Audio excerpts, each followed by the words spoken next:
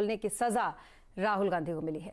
बहरहाल आगे बढ़ेंगे खबरों में और अब बात लोकसभा की करेंगे, जहां पर फाइनेंस बिल पास हो गया है। इसमें दो बड़ी बातें ये हुई हैं कि सरकार ने डेट एमएफ के टैक्स स्ट्रक्चर में बदलाव किया है, लेकिन बड़ा कंफ्यूजन यहां पर हो गया है एसटीटी पर, जहां सरकार ने बात तो टैक्स बढ़ाने की को लेकर कही है, लेकिन जो रेट बताया गया है उससे कंफ्यूजन हो गया है। फाइनेंस बिल के साथ हमारे साथ जुड़े हैं हमारे इकोनॉमिक पॉलिसी एडिटर लक्ष्मण जी और हमारे सहयोगी यातिन मोता भी इस वक्त हमारे साथ हैं। सबसे पहले लक्ष्मण जी के पास चलते हैं और उनसे जानते हैं कि ये जो डेट इंस्ट्रूमेंट्स को लेकर फाइनेंस बिल में कहा गया है ये क्या है लक्ष्मण जी?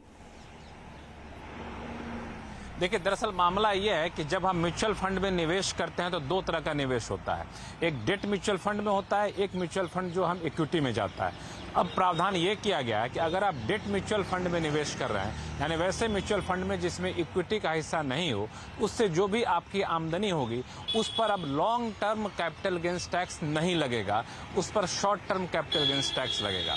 इसका मतलब ये हुआ कि जो भी आपके पास पैसा आएगा उस आमदनी को आपके आमदनी के साथ जोड़ दिया जाएगा और जिस इनकम टैक्स के स्लैब में आएंगे उस इनकम टैक्स के स्लैब के हिसाब से आपको पैसा देना पड़ेगा। इसका एक दूसरा अर्थ ये भी होता है कि अगर आप 30% टैक्स स्लैब के दायरे में आते हैं और अगर आपने डेट म्यूचुअल फंड में पैसा लगा रखा है तो उसकी जो आमदनी होगी पहले उस पर 20% टैक्स लगता था, लेकिन अब आप उसको 30% देना पड़ेगा।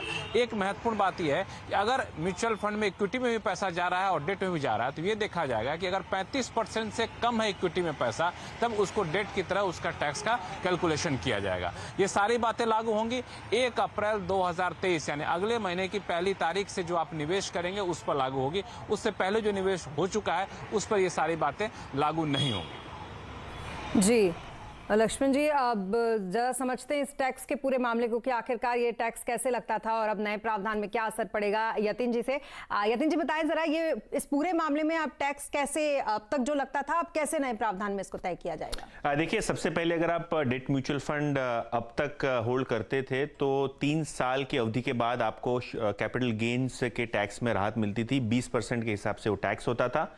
इसके अलावा 3 साल की अवधि के लिए क्योंकि आप डेट म्यूचुअल फंड होल्ड कर रहे हैं, इंडेक्सेशन का भी बेनिफिट मिलता था।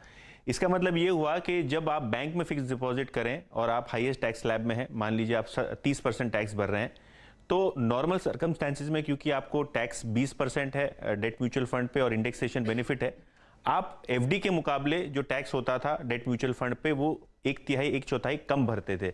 तो कहीं ना कहीं ये जो टैक्स आर्बिट्राज था और सस्ती दरों पे डेट म्यूचुअल फंड के टैक्सेशन से ज़्यादा रिटर्न बड़े निवेशकों को मिलते थे, वो जो टैक्स आर्बिट्राज विंडो है वो सरकार ने अब बंद कर दी है।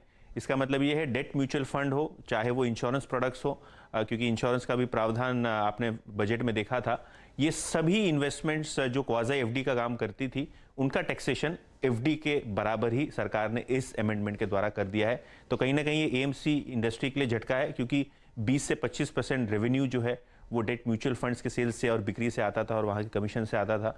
और इसीलिए आपने शायद देखा बाजार में एएमसी स्टॉक्स में थोड़ी बहुत नरमी थी और डेट म्यूचुअल फंड्स के निवेशकों में भी थोड़ा बहुत मायूसी का माहौल है।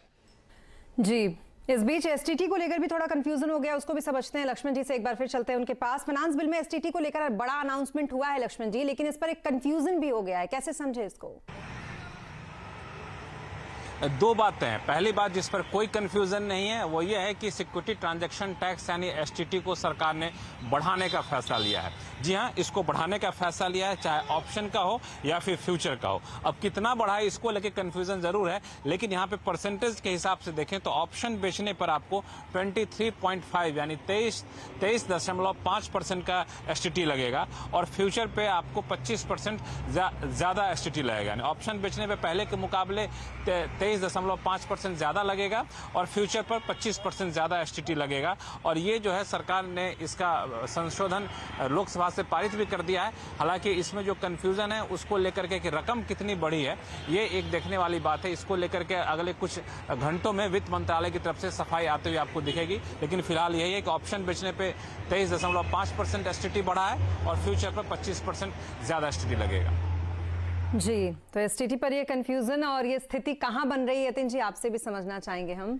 देखिए, जहाँ तक कि एसटीटी का सवाल है, दो चीज़ें सरकार ने जो है वो बदली की थी। सबसे पहले एसटीटी स्टॉक फ्यूचर्स पे और इंडेक्स फ्यूचर्स पे 1 करोड़ के टर्नओवर पे पहले 1000 रुपये एसटीटी लगती थी, जो सरकार ने 1250 रुपये कर दी। तो 25% की एसटीटी आपको फ्यूचर्स के ट्रेडिंग पे अब लगेगी और जो 25% बढ़ोतरी सरकार ने की है वहां कोई कंफ्यूजन नहीं है। कंफ्यूजन है ऑप्शंस के ऊपर लगने वाले एसटीटी पे। जब आप कोई ऑप्शन बेचते हैं तो अभी एनएससी के मुताबिक जो एसटीटी लगती है वो लगती है 5,000 रुपये प्रति 1 करोड़ रुपए के टर्नओवर पे। लेकिन जो अमेंडमेंट सरकार ने की है फाइनेंस बिल में, जो आज लोकसभा में पारित हो गया, वहाँ जो शायद एक गलती या ओवरसाइट हो चुकी है, 1,700 रुपये का जो एसटीटी दर था उसको बदली करके सरकार ने 2,100 रुपये कर दिया प्रति 1 करोड़ ऑप्शन प्रीमियम के टर्नओवर पे। और ये जो एसटीटी है वो सेलर को भरनी होती है, जो ऑप्शन बेचता है उसको भरनी होती है। तो जो दरें थी वो ऑलरेडी 5,000 रुपये प्रति करोड़ रुपए आपको एसटीटी देना पड़ता था। लेकिन जो फाइनेंस बिल में कंफ्यूजन हुआ वो ये हुआ कि 23.5% से दरें तो बढ़ी, लेकिन जो दर जो सरकार ने फाइनेंस बिल में रखी हैं वो 2,100 रुपये बढ़ा के रखी हैं, जो मौजूदा स्तरों से कम है, आधे से भी कम है। तो कहीं ना कहीं इस चीज़ पे सरकार से क्लैरिफिकेशन जो है मांगा है और बहुत ही जल्द ये क्लैरिफिकेशन आएगा। इंटेंशन तो सरकार का था कि ऑप्शन ट्रेडिंग पे भी एसटीटी बढ़ाई जाए, लेकिन थोड़ा बहुत कंफ्यूजन 2016 और उसके बाद के सर्कुलर्स में शायद दिखाई पड़ रहा है। तो कहीं ना कहीं ये क्लैरिटी अवेटेड रहेगी बाजार को भी। जी, बहुत शुक्रिया यतिन जी आपका तमाम डिटेल्स के लिए, और बहुत शुक्रिया लक्ष्मण जी आपका भी तमाम डिटेल्स के लिए। तो कुल मिलाकर फिनांस बिल पास हो गया और उसके बाद ये कंफ्यूजन की स्थिति जो समझाने की कोशिश यहाँ पर लक्ष्मण जी और साथ ही यतिन मोता जी ने की। और अब बात करेंगे बाजार की, जो टैक्स के नए नियमों से काफी कंफ्यूज रहा और बड़ी गिरावट के साथ यहाँ पर बंद हुआ। बिकवाली हावी होने से आज सेंसेक्स निफ्टी दिन के निचले स्तर पर बंद हुआ। सेंसेक्स 398 अंक गिरकर 57,527 पर बंद हुआ, तो वहीं निफ्टी 132 अंक गिरकर 16,945 पर बंद हुआ। आज सबसे ज्यादा गिरावट रियलिटी मेटल शेयरों में रही। तेल गैस कंज्यूमर गुड्स शेयरों में आज बिकवाली देखी गई।